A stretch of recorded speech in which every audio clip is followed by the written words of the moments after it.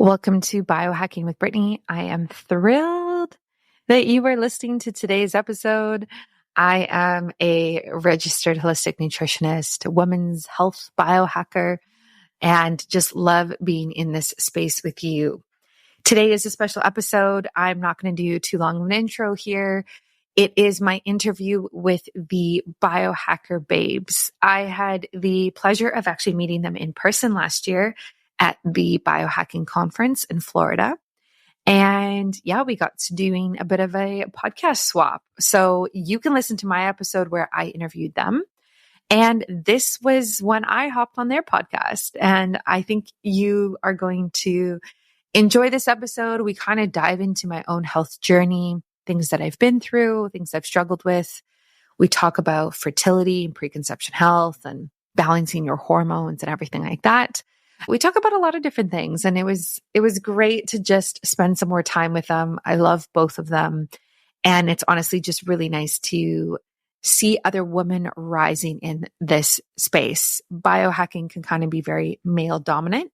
So I'm always here to support the other biohacking girlies out there, just to support their platforms in any way possible. So definitely check out the Biohacker Babes. They are both brilliant. And they have their own podcast. You can subscribe, listen to it. I will link it in my show notes. Follow them on Instagram, do all of the things, enjoy their content.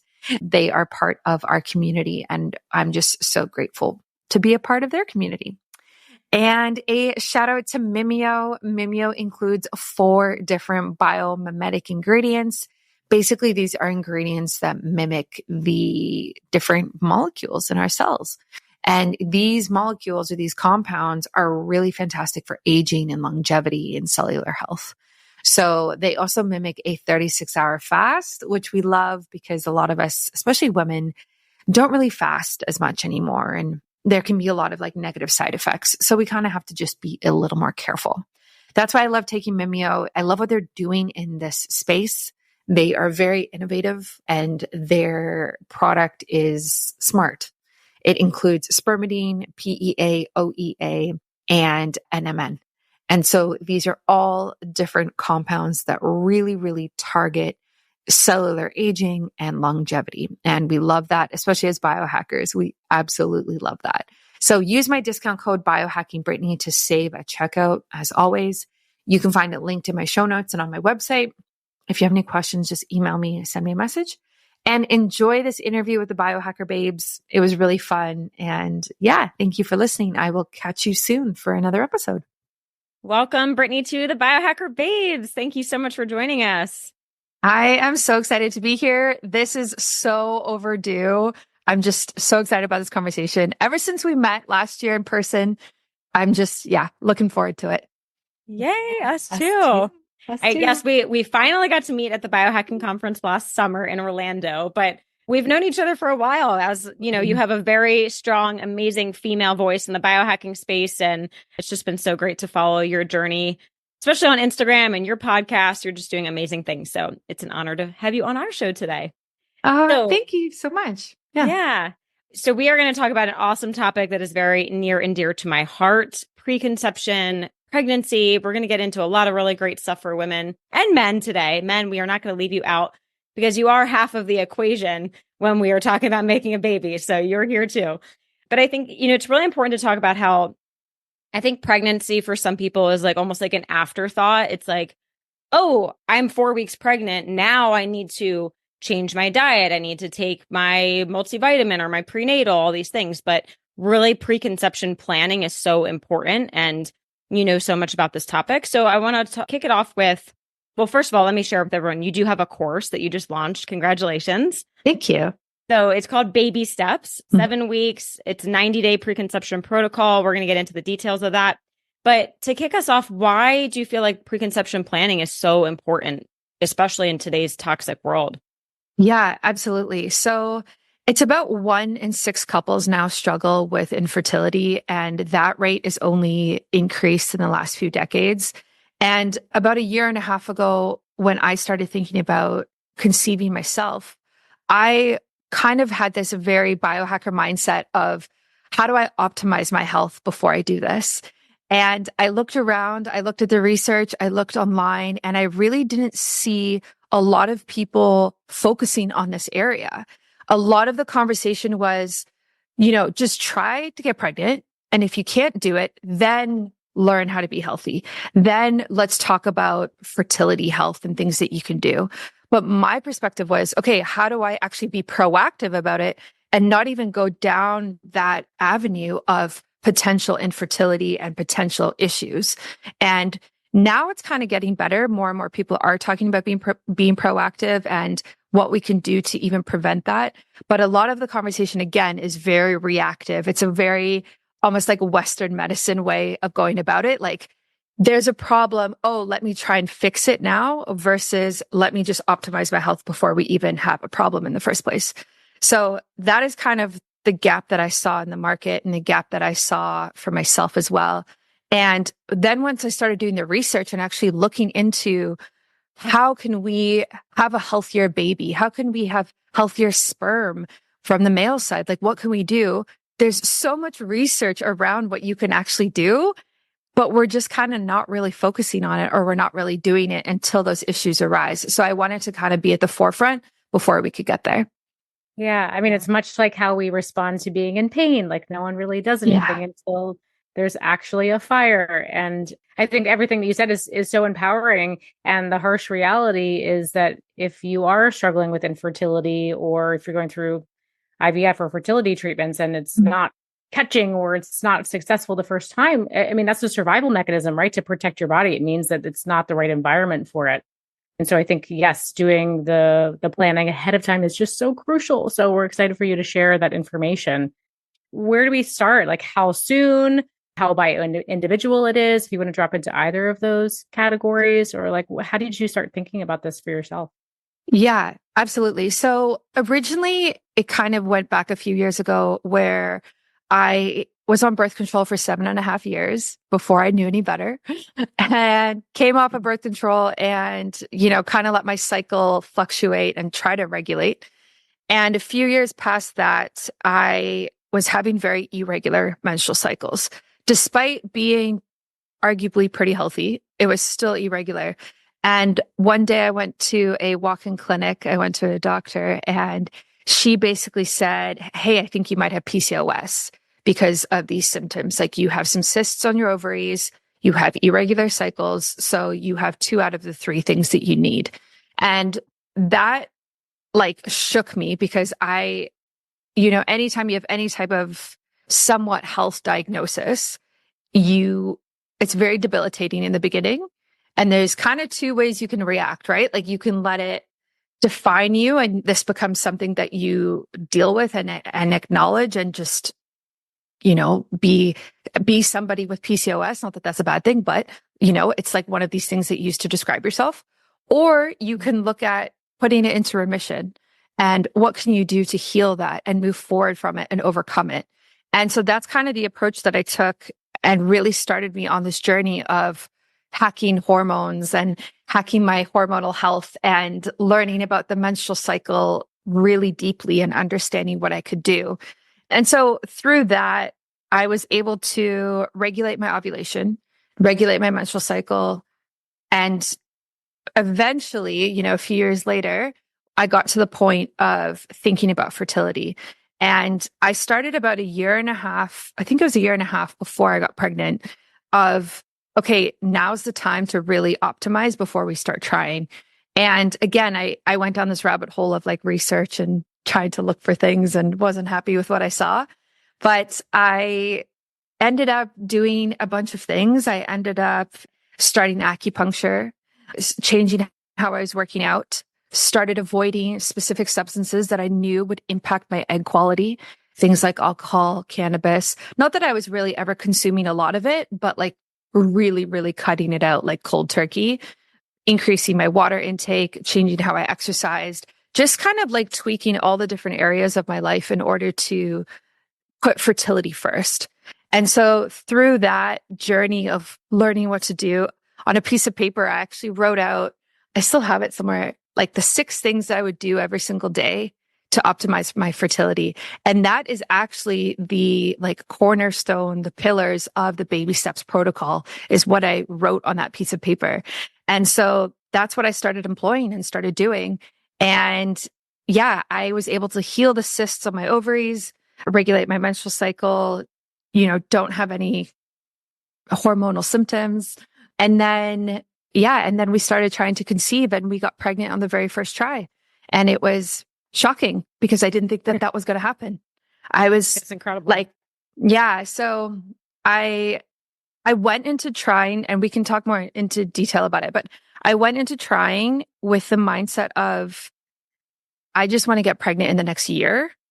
And if that happens, I would be happy. And to people out there who maybe have not started trying yet, but are going to try soon, this is the mindset that I would actually recommend because it's so much easier on yourself if there's less pressure and easier on you and your partner if there's less pressure versus like, oh, I thought I would get pregnant right away. Why didn't it happen? And now I feel disappointed and angry. Maybe there's something wrong. Anyway, so so we did my baby steps protocol for 90 days right before we started trying, got pregnant on the very first try. And then I was like, okay, I think I need to share this with more people. Yeah. Amazing. You're 1 for 1. That's pretty good odds there. Yeah. What were the 6? Can you share the 6 cornerstone or that the secret sauce of the program? I mean, it's the secret sauce of the program, but it's like, I'm happy to share it because I've shared it before and it's not like it's something that's like even remotely something you haven't heard of, right? So the way that I wrote it out, it actually is like the acronym WHALES, which is like so silly, but it's just how I remember it. So, and I actually modeled it off of 75 hard a little bit, if you know what 75 hard is. Yeah. So 75 hard is like the health challenge where you do these like 6 things every single day for 75 days. So I took that and I was like, okay, I'm going to tweak this and change this. I'm going to do 6 things every single day for fertility for 90 days, because that's what the research shows is you need about 3 months in order to improve egg quality and improve sperm quality is like you need 90 days. So the first one is sticking to whole foods only. So no processed food. Now, no processed food is like basically anything that comes in a box. So like no crackers, no cookies, no cereal, even though we love those things. Sticking to things like fruits, vegetables, animal protein. I am definitely not vegetarian or vegan or anything like that. And really just looking at how do we increase the nutrient profile every single day when we are eating. And as a nutritionist, I know quite a lot about this. So that one was kind of easy for me to do, but it is a bit of a change in the beginning for people, especially if you are somebody who likes to eat kind of like quick snacks or likes the high that you can kind of get from these processed foods. Yeah. And maybe some gray area because there's like the quote unquote healthy snacks is like we can get organic jerky in a wrapper, but it's in a wrapper, or we can get gluten-free crackers, but it's in a box. Yeah. So how do we draw the line for ourselves? I'm assuming that you would say it's really comes down to a bio-individual perspective and upgrading from wherever you are starting. Is that what you would say? Like wherever your baseline is, we just want to upgrade. Yeah, for sure. I think that's a great way to look at it. I think for me, I tried my best to just not have anything that was processed at all. But I talk about this in my course. Sometimes it's easier for people to kind of upgrade, like you said, versus kind of doing a cold turkey approach, right? So like one day you're eating crackers and the next day everything has to be in the fridge and it has to be 100% from the earth.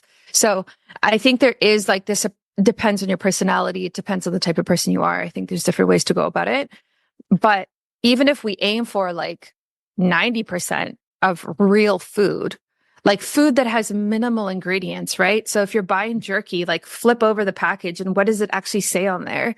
Is it like jerky, salt, sugar, whatever, preservative, you know what I mean? Or is it just like a couple of ingredients and then maybe it actually can fit in better and it kind of works a bit better for you? Yeah. So focusing on minimal ingredients. But yeah, I think like having some grace with yourself if it is a long journey for you to go. Of course, people like us that were we've been living this nutrition stuff for our whole lives. It's like, no problem, 100%. But, I think it's harder for some people. And so I love the name of your course, Baby Steps. I'm just curious, is that also a play on words? Like we're taking baby steps to move forward? Yeah, I guess it is. I don't even know when I first wrote that down. It was quite a while ago. But yeah, like every day, if you do the protocol for 90 days, it is baby steps, right? Like it is like every day, a little step matters. And even when I worked with clients, like I had this same philosophy of even like this, the smallest healthy habit you do actually does make a difference. It's not like if you go into a sauna once, it doesn't make a difference. It doesn't move the needle. Yes, it does. It actually does add up. And even if you just get the benefit in that moment of time, you're actually still teaching yourself and like practicing and exercising that muscle of choosing to do something healthier. And so then the next time you go and do it, it's going to be easier. So that's my philosophy with health in general is every little healthy decision you make makes a difference. And I just really encourage people to like try to remember that and not be discouraged.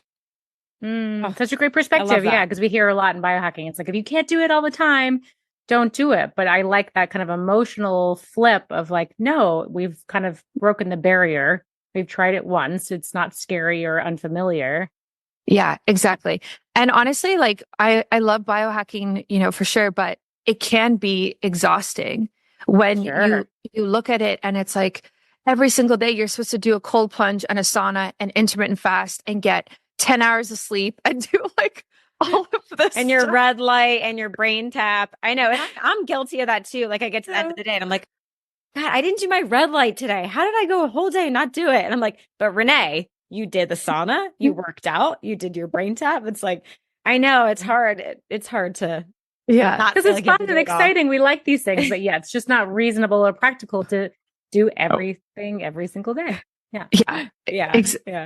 Exactly. And there's seasons of stuff, right? Like, so, I mean, depends how you're feeling. Maybe you are doing brain tap more often because you need that in your career and your business right now, or personally, I don't know. So I think there's seasons of it, but I have a lot of biohacking tech that kind of just sits in my office. So I have like Renee's graveyard. I have like a stack of things over there and I'm like, I should donate these or something. Yeah. I feel bad. There's like dust on them. Yeah. There's time and a place, right? Yeah. So don't get overwhelmed. Yeah. I think like be a cheerleader for yourself for everything that you do. I love that. I think everything does add up.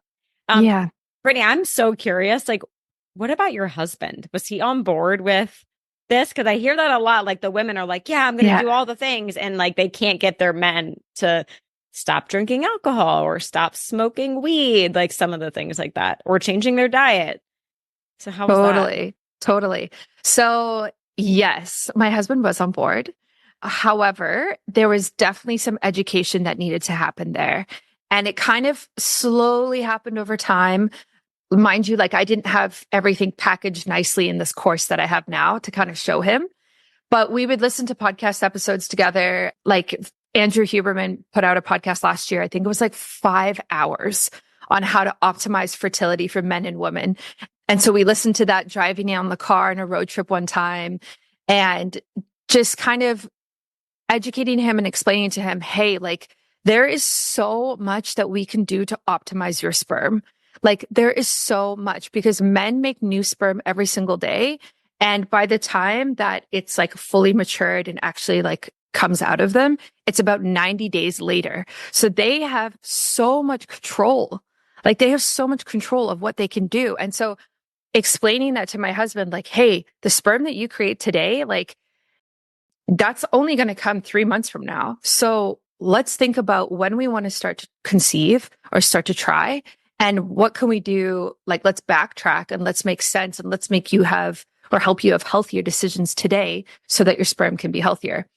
And again, I went through the research with him and it's pretty alarming what affects sperm quality. Like cannabis for sure. Like, unfortunately, like, you know, it's a big one. Yeah, it affects like sperm motility, morphology, sperm count, but also decreases testosterone and libido. And so even if you have a great sperm count, maybe you don't feel like you are up to trying as often as you might need to every single month. Alcohol as well. Alcohol is not great at all for fertility at all. And so we really had to go through it. And at the end of the day, what he said to me was, if you need me to be super duper healthy for 90 days for us to have a baby for the rest of our life, then I'm going to do that. And so that was the end of the discussion. And then we started it on Monday, and that was that. Let's talk about Mimeo, a breakthrough longevity supplement that hacks your biology to help you look and feel younger.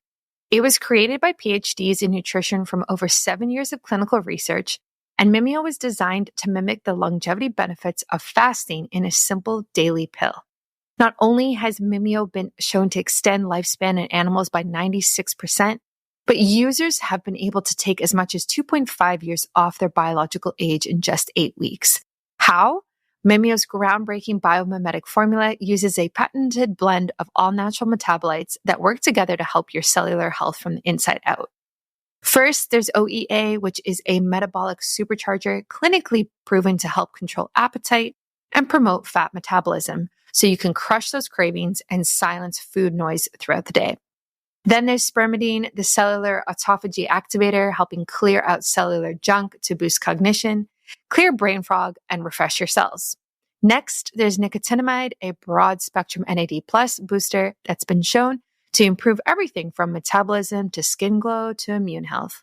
And lastly, there's PEA, one of the body's most powerful rest and repair molecules that helps control inflammation, relieve discomfort, and enhance recovery so you can get that youthful energy back.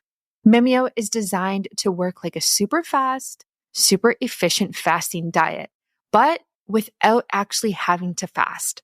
It's all about tapping into the power of your own biology, giving your body the cheat code to work its best, making you feel younger and healthier today.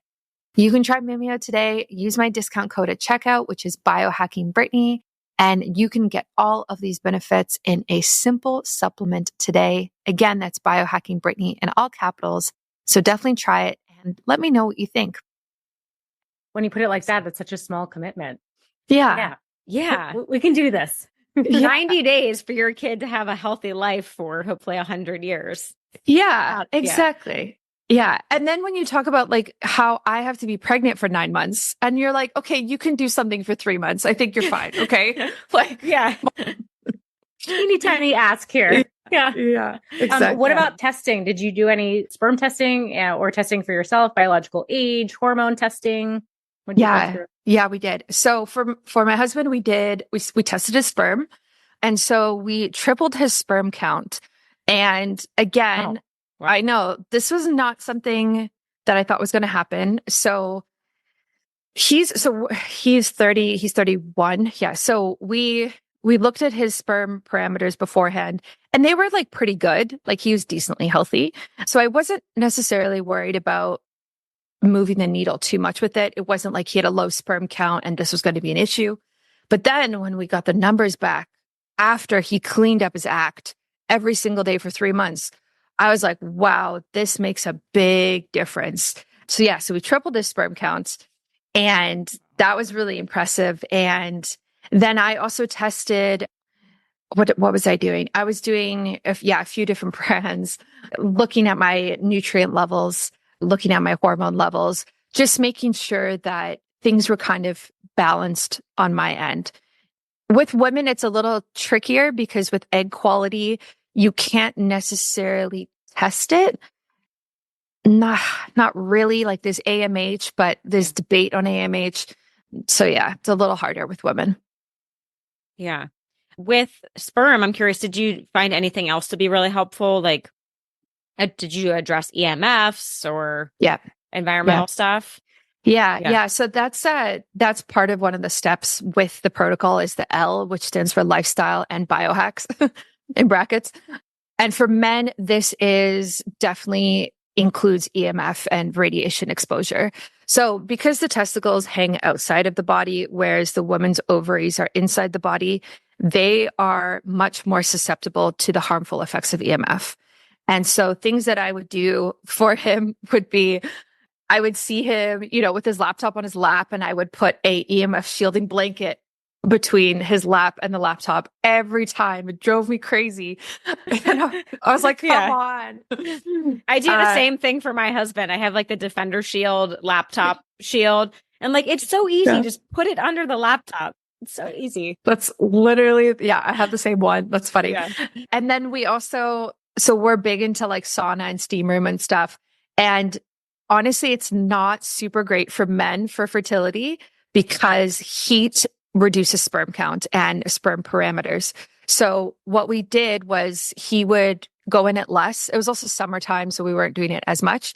But I bought these boxers. I think they're called snowballs. And yes, I've heard of this. Yeah. And so they have this like little pouch where you put ice in them. And so he would wear these boxers in the steam room with ice in there to keep his testicles cold. That's commitment right there. Yeah. What was the moment when you were like, hon, you got to wear these? Yeah, exactly. Well, because we're doing all these things and then I see him going in the steam room after every workout and I'm like, this could just be like reversing all the hard work. So let me look into it. You're like, all I can think about is your balls. And it's about our baby. Yeah. And it was funny because it's like public, right? We're in like a public gym. So it's, he just has this like bathing suit on, I guess. And then underneath is like these boxers with ice and nobody knows except for me and him. That's hilarious. I love that. Love that intervention. Yeah. So things like that. Yeah. And just watching heat as well from like his phone and radiation from his phone. So always making sure Bluetooth is turned off, always keeping it outside of his pocket, things like that. I definitely had to kind of help him with the lifestyle part of this more than maybe some of the other habits that we were doing. But he got there. And I think it did make a difference. Mind you, there's so many things you can do. Like you can buy like a phone case that blocks radiation and stuff as well. So yeah. Yeah. Of course, like distance is our friend. And I feel like there's a lot of debate on are those devices actually shielding or are they absorbing? Are they making your tech work harder? So I think like avoidance is probably the best, but I love the like just slipping the blanket under. Mm-hmm. Did you ever watch Sex and the City? Were you a fan of that show? I've seen about like half of it. Yeah. So you remember the character Charlotte? The kind of like Upper East Side, more conservative one. So she marries Harry and they have this moment in their relationship where she's like, Harry, I want you to feel so comfortable. I want you to just be yourself. So he decides that he's going to just be naked around the house all the time. And she has all this white furniture. And so he's like sitting down just with his junk out. And so she's constantly like following behind him to like put a towel down or a mat. And imagining he's doing that with like EMF shield blanket. Like, no, honey, just hold on. Oh, yeah. So I remember that episode. It's so good. That's so funny. Good. Yeah. Yourself, but we got to like, do the extra little thing. Yeah. I mean, you definitely feel a little crazy sometimes when you're doing it, but you never know what we were preventing or optimizing. Yeah. Yeah. And EMF in general is a whole rabbit hole, is a rabbit hole in itself, because I really don't think we understand the negative impacts yet. Like, I really feel like you and I, or the three of us, can hop on a podcast in 10 years or 20 years. And then we would be like, wow, now we understand what iPhones are actually doing to our health, Yeah. So, I mean, there's good research, just like putting a phone, like in a male's pocket for 10 minutes. And then the sperm count, I don't remember what the percentage, it drops by like 50% or something in like 10 minutes. Yeah. So a lot of that is the heat, right? Yeah. Yeah. The heat that it Probably. Yeah. What about like EMF protective clothing? Like, I know you're a fan of like June a Day for women. Yep. Anything for your husband? Did he wear like the boxer brief things or anything? Yeah. So we do have a couple of different boxers. I forget what brands we have that I've tried before. But again, I think to your point is like, proximity is our best bet here. And it was just kind of what we worked on. I would also turn the Wi-Fi off at night. That also helped. there's a bunch of other things you could do. Just trying to get him not to use wireless headphones. That was a challenge as well, because he works at home and, he's always using the wireless ones. But it's a struggle because in general, EMF, a lot of things that emit EMF are very convenient in our life. And so you're really, really combating convenience with these proposed health benefits. But if someone doesn't believe that there are actually health benefits, they're going to go towards the convenience. So it's always kind of this upward battle I found, but I just grin and bear and I do the battle anyway. But yeah. Yeah. Yes. Yeah. Been there. That resonates immensely. Yeah. Anything else about lifestyle? I would love to ask about nutrition, unless you feel like there's something else you want to share in there. What else did I do with lifestyle? Yeah, focused obviously on blue light during the day, red light at night, making sure that you're getting enough sleep is part of lifestyle as well, and explaining that. And then in the biohack section of that for women, in my course, I included a bunch of different things that I did in order that were kind of like extra that I added in that aren't necessarily part of the daily protocol, but things that have been proven to improve egg quality and being able to conceive. So things like acupuncture was huge for me. I started doing yoni steaming or vaginal steaming. I don't know if you've ever done that or talked about that on your show, but actually, no. Yeah, we haven't. Oh my goodness. I need to hook you up with the Leiamoon is the name of the company that I have. And it's, so cool. It's it's a yoni seat. So you sit on it and there's red light therapy that comes up through it to your, vagina and parts like that. And then there's also herbs that come in the pot and it steams these herbs. So you're getting the herbal benefits, you're getting the yoni steaming benefits and red light therapy all in one chair. So cool. Say the name again. Leiamoon. So Leia Moon, Moon. I can introduce you guys. Yeah. Okay, cool. Yeah. Very cool. Mm-hmm. Yeah. So including things like that and educating people on the benefits of that. And a lot of the benefits of things like using red light therapy down there or using yoni steaming or vaginal steaming has to do with the increase in blood flow. And when we're bringing more circulation to that area, we're bringing more oxygen, we're bringing more nutrients that are in the blood. And so that makes a big difference, especially when we're kind of sitting all day and we're not really like giving much love to our womb. When we can kind of do that, it can really, really be opening and supportive for the menstrual cycle in general. Yeah. Wonderful. I love that. That's new. Okay. We're pinning that. Episode coming soon. More about the yoni steaming. Yeah. So in terms of nutrition, I'm still just like so fascinated with the title Baby Steps. I'm assuming that going into conception, you had all these ideas of what your nutrition might look like. But I've also heard that once you actually got there, you're like, oh gosh, it's not really what I had planned for.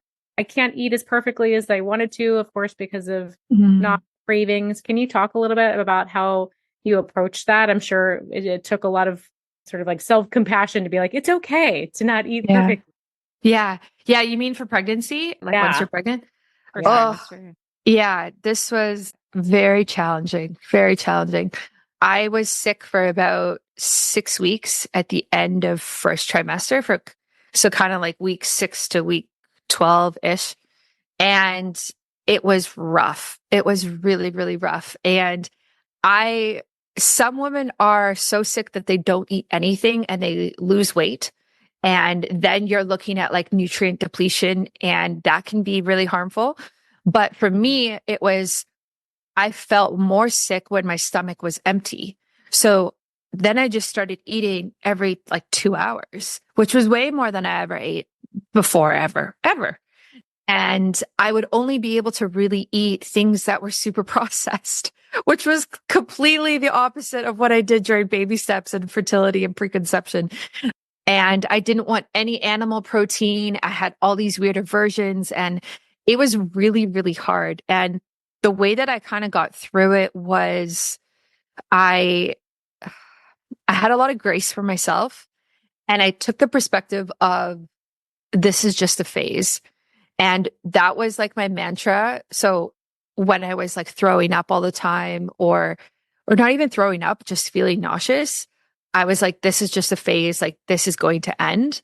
And so even if I'm eating more carbohydrates and more processed food that I normally do right now, because that's all I can stomach, that is better than me not being able to eat anything or restricting my diet or feeling more sick.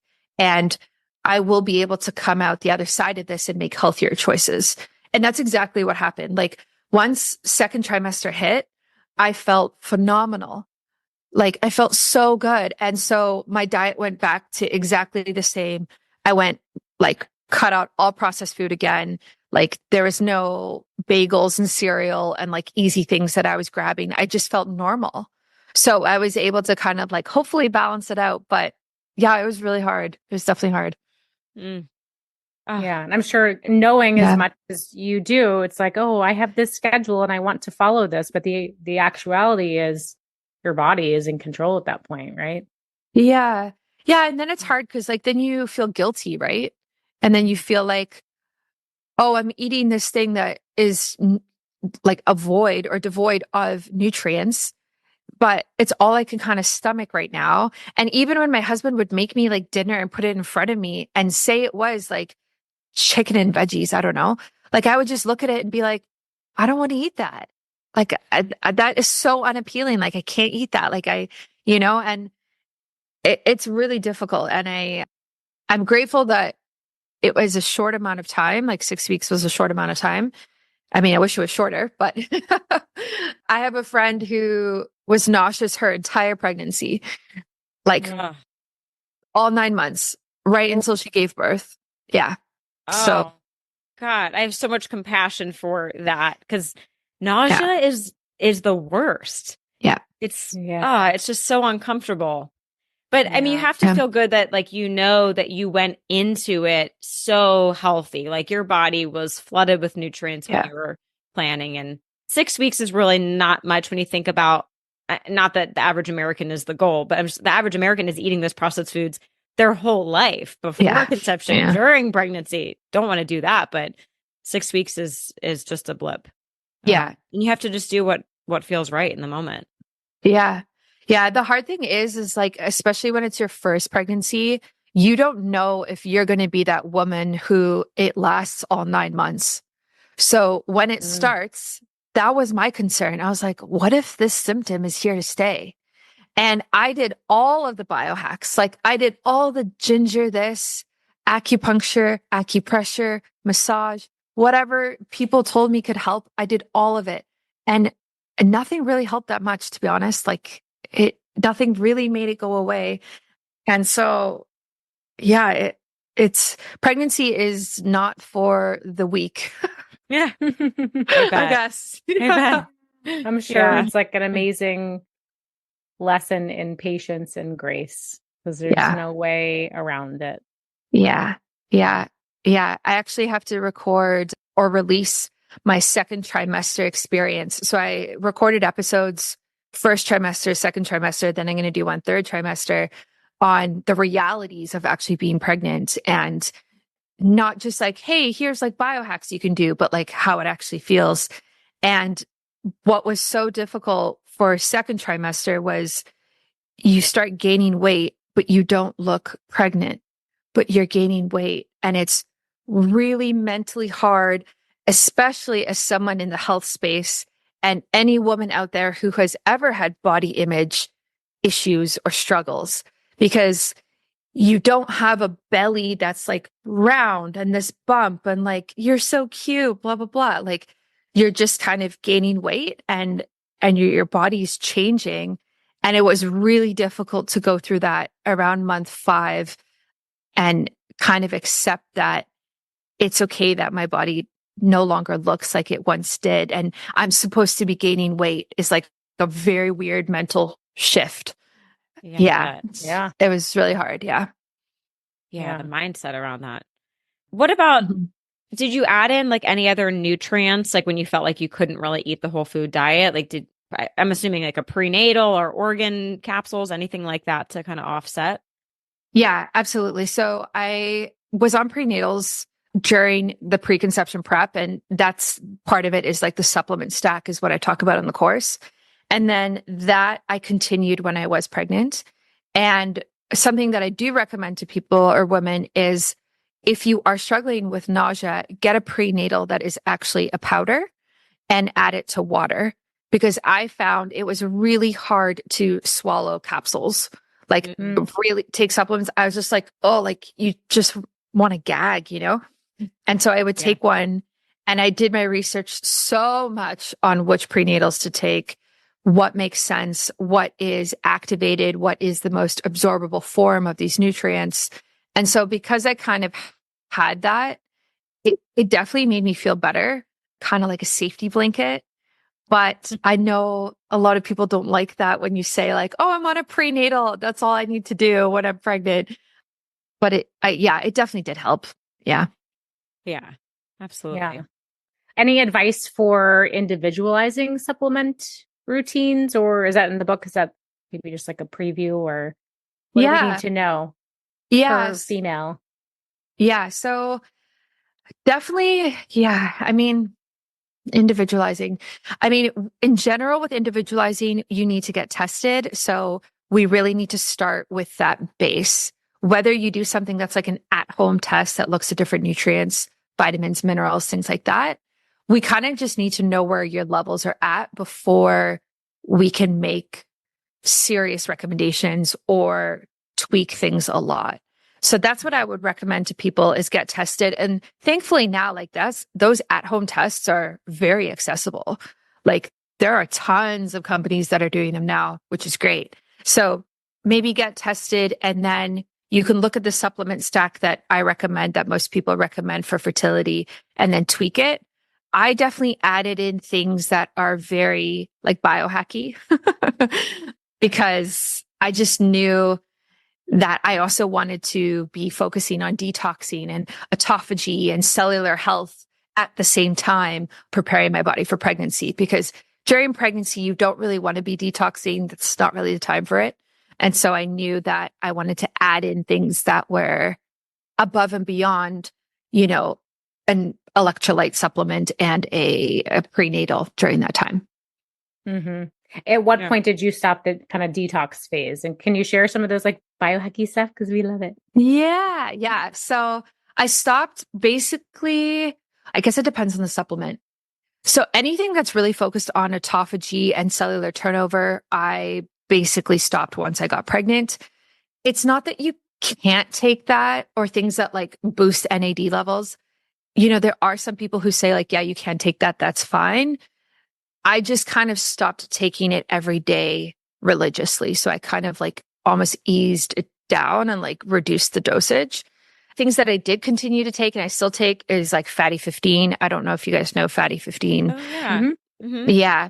So that's really important. And if you think about it, you know, they're the first essential fatty acid that has been found in the last 90 years. And if you think about essential fatty acids in the body, they really help with cellular integrity.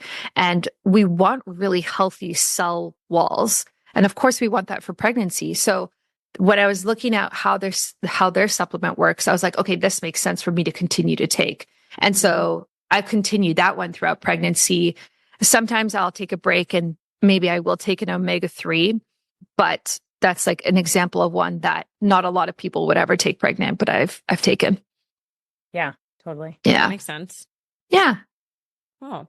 Yeah. What about any other like environmental cleanup stuff that you did? I know you recently moved, but like, anything like in your home or environment. What did you do there? Yeah, absolutely. So I definitely took a look at my environment and what I was exposed to toxin wise. And I kind of did this over time. And that's always kind of the recommendation because it can be a little pricey, to be honest, to like swap out everything in your kitchen in one day. You know what I mean? Yeah.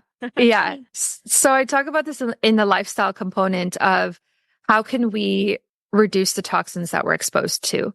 So for example, I got rid of and I donated all of my plastic Tupperware cups, anything in the kitchen that's basically plastic. And I bought glass Tupperware. right? So that's so easy. Yeah. And then we have like ceramic cups and ceramic bowls or things like that. And then we bought like wooden utensils, and we got rid of the plastic in any utensils as well that we would use for cooking or baking or stuff like that. So that was one that I did. And then I also took out nonstick pans, which I had for a while. And that one I've been meaning to do for so long. But then we had like a whole set. You know what I mean? Like we had a whole set of like, I don't know, 10 pans, whatever it was. That's tough. That's tough. I know. Yeah. And they're so nice for the eggs, you know? I know. So easy. I know. Did you find a good brand of pans that you really like? Yeah. So we swapped the pans out for iron pans, like cast iron. Cast iron? So, okay. Yeah. So everything's cast iron, which there's definitely a learning curve with. Like you have to understand how to heat it up, how to wash it correctly so you don't ruin it. And then for pots, we bought stainless steel, like 100% stainless steel. And that was kind of the swap that I made. And I actually recently had someone reach out who is in my course, and we were talking about this, and she pointed out that there's not a lot of stainless steel or cast iron baking ware. And I hadn't even thought about baking ware because I bake a lot. And then I'm looking at my stuff, and it's like the cupcake molds and the cupcake holders and like the cake tins and like the muffin pans, and everything is like just, I guess, nonstick or just whatever it's made of. And I was like, oh man. So that's what I'm kind of looking at now is I'm looking at all my baking stuff, and I'm like, wow, this is not super great. Do you know Erin Knight? Are you familiar with her? In the biohacking space? She just started this company called Earth and Aesthetic. It hasn't fully launched yet, but it's about to. She went through a fertility journey and talked about it on our podcast recently. She's creating this whole line of home cookware products that are free of plastics, PFAs, even like the wooden stuff that sometimes has a plastic coating on it, where we think like wood is safe, but not always. I'm assuming she has some bakeware in there. So nice. Send it your way. Yeah. No, please do. That would be great. I know. I'm excited for her to launch that. It's so needed. It's so needed. I know, like, I keep hearing more and more every day about hidden plastics. It just is blowing my mind. Yeah. Really everywhere. Yeah, it is really in everything. And the kitchen is a great place to start.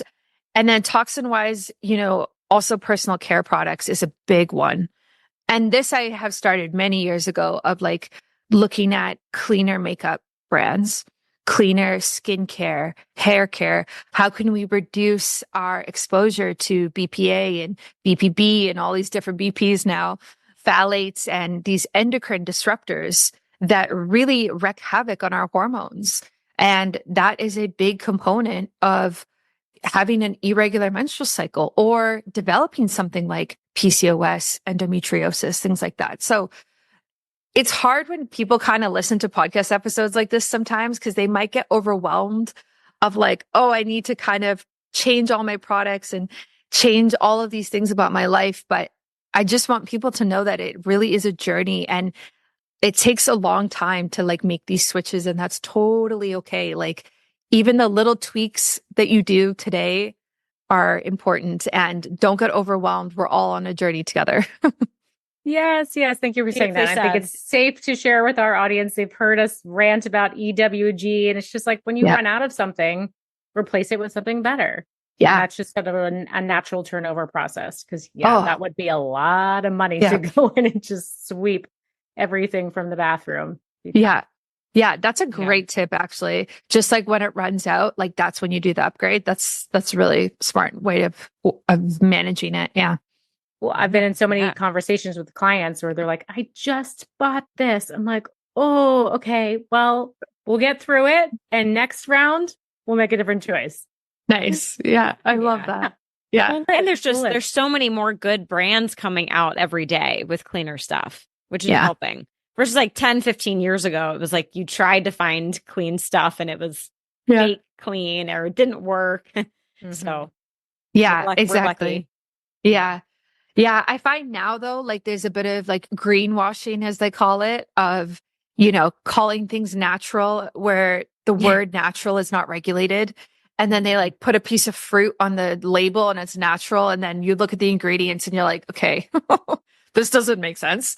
Yeah. Yeah. You put it in like a green bottle with like a plant logo. Yeah. Yeah. Oh my gosh. It's like complete brainwashing with marketing and labels. So bad. It is. It is. Now that we're, prepping for a baby, I've been doing so much research on like non-toxic baby stuff, which is a whole other thing of like what's in diapers and like all these baby creams. And oh my gosh, it's just so toxic. Like baby wipes, all of it. It's like you really have to do your research into finding those clean products.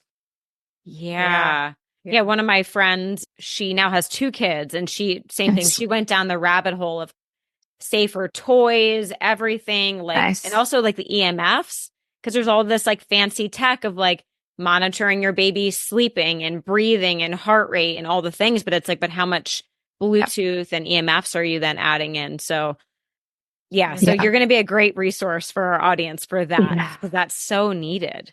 Yes. Yeah. Thank you. It is very needed. And I've been doing that research as well as like, even with baby monitors, do I need to have the video on my phone of the baby 24/7?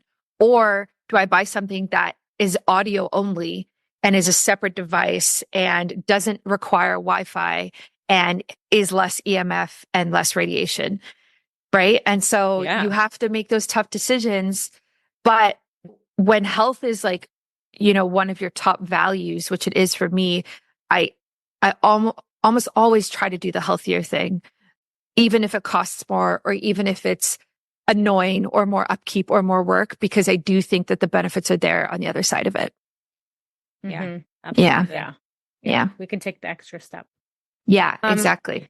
One last thing I wanted to touch on that feels like it's floating in the air, maybe the elephant in the room, but like our nervous system through this process, because we can so easily feel overwhelmed with all the things that we need to do, but keeping your body in a stress management zone and down regulated, I think is so important to creating safety and building another human inside of your body. Any advice you can give about just down regulation and keeping your nervous system in a healthy place? Yeah, absolutely. And I do talk about this in the foundation module in my course, because like you said, like stress is so, so important. And I would argue that when you start taking care of yourself better and employing some of these pillars, it naturally kind of reduces your stress.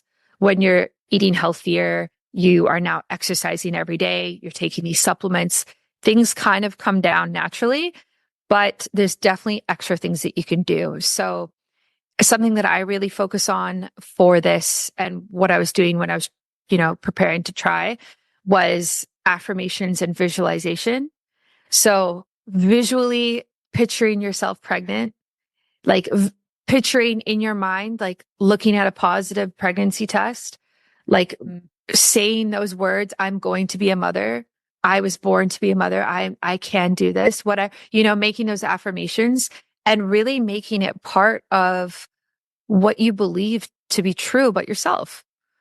And replacing the fear that can kind of be there, which I definitely had to do. And I went through myself of like fear of not being able to get pregnant, right? It was such a motivation for me in order to get healthier. But at one point, you do have to swap out that fear for belief. Like, I believe I can do this. I believe I can get pregnant and be successful at this. And once you kind of focus on the positive side of it like that, that is when the stress can kind of come down and you can feel better and more rooted in yourself. At least that's what I found. And that's kind of like my general recommendation for people. Yeah. Wonderful. Thank you. Yeah. Yeah. Mindset's so important. I love that. Affirmations, visualizations. That's yeah. great. Yeah, Great. it is. Thank you for sharing that. Yeah. And now as I prepare for birth, it's very similar, because I am planning to do a home birth, like unmedicated birth. And I would argue that like, it's just a mindset game. Like, and obviously I'm talking to someone who's never given birth. So like, catch me on this podcast in a year. we'll see what I say. I mean, I have no idea what it's like. I can only imagine. Yeah. So I really have been focusing on mindset so much during pregnancy, preparing for birth, because I want to be able to do it in such a natural way. It's building that mental resiliency. And that's tough. That's really tough. Like when you're in pain and you're viewing it as pain, and maybe you've been in labor for hours, what are you going to do? Right? Like, how do you get through that? And it's basically, you have to rely on yourself. So that's like a lot of my prep work now is prepping for birth that's what I'm thinking about. Yeah. You can probably almost like compare it a little bit to like a cold plunge. I mean, a cold plunge is fast, 2-3 minutes, like not hours and hours of labor, but just the same thing. If you get into the cold plunge and you're like, this sucks, I can't do it, I'm uncomfortable, I'm cold, versus switching that mindset and saying, I'm resilient, I'm strong, all the things, and breathing through it. It's that same mental game, right? Yeah. A lot longer. Yeah, absolutely. Yeah. So I actually have a woman who I'm kind of friends with now on Instagram, and she was in my program or is in it. And she was saying that was how she prepared for birth. She just gave birth, I think last month, was through cold therapy and practicing it, because by embracing being uncomfortable and understanding the mental shift that she would have to make in those moments when she had her home birth, with her midwife unmedicated, she was able to tap into that same realm of, I'm uncomfortable, this is tough, but I'm going to get through this. And so that was part of her practice. I don't know what her regimen was, like how often she was doing it, but she was like, I was doing cold therapy every week during pregnancy to prepare. So wow. I know, very cool. Wow. Are you personally doing cold? Because of course it's a stressor, so we have to kind of modulate how much we're getting. Are you doing like baby cold plunges? Yeah. So I was doing it during first trimester until I got sick, and then I took a break. And now when I do it, I will do up to 2 minutes, and definitely not as cold as I once did. Definitely not. I don't know what it is in Fahrenheit, but say I would do about like 7 degrees, 8 degrees Celsius now. Whereas before pregnancy, I would do like 1 or 2 degrees Celsius. Oh, okay. Right. Yeah, so I know there's a conversion. I can't do it. That just sounds cold as shit. But I understand what you're trying to say. Yeah. Exactly. So you can just kind of tweak it a little bit, but definitely not longer than 2 minutes, because like you said, like you don't want to stress the body too much. You really do have to be careful. And I would also recommend that ideally, especially for heat and cold therapy, you've been doing it before pregnancy. So you have experience, and it's not just this new thing that you're suddenly doing and you don't really know what you're doing as much. And that's what they recommend for exercise as well, is like, you can keep doing what you're doing during pregnancy, but don't suddenly start going to CrossFit when you're pregnant for the first time. Yeah, like, no. Right. You know what I mean? Like, stick to what you know so that you don't hurt yourself and get carried away. Yeah. Mm-hmm. Yeah. It's the best advice. Not the time to start something new. Yeah, exactly. Yeah. Amazing. Well, Brittany, thank you so much for sharing all of this with our audience. I know it's going to help so many couples out there. So we love what you're doing. One final question for you. Can you leave our audience with one piece of advice, something they should start doing today to optimize their health? And it could be related to fertility or just a very generalized tip. Yeah. Oh my gosh. There's so much you can start doing today. I think the biggest thing that I'm thinking about lately is like just kind of what we're talking about when we talk about mindset, is how do we be more positive, but not like, what did they say? Like practical optimism is this new book that I'm reading. And I guess that's probably why I think a lot about it right now. But how do we be more positive, and how do we see the good in every single day? And it's not just about being like, oh, happy-go-lucky and everything's fine and ignoring hardships. I think there actually is a lot of health benefits to it if you can look back on your day and practice gratitude and be positive and say, hey, maybe I had a really long, hard day at work today, but I got this great email and I got to see my mom and I had this great lunch or whatever. Think about like how that would actually reduce your stress and like support your mental health long term, or help with things like depression or anxiety. So my biggest tip would be work on your mindset if you can. Before like adding in any type of supplement or like these quick fixes, like if you're somebody who's mentally struggling, like there's so much that you can do. And I want you to be inspired and happy and just and positive. And yeah, my one last thing, my husband and I have this gratitude practice that we do at the end of every single day. And we've been doing it for 6 years, I think. And when we go to bed at night and we turn off the light, we say one thing that we are grateful of that the other person did that day, no matter what. And you can have the hardest day and he can be so annoying, but I have to find one thing that he did today that I'm grateful for. And it actually makes you see the good every single day. Like it's such a positive little habit and it's profound and it really does work. Yeah. Oh, that is I love that. So awesome. What a streak. 6 years.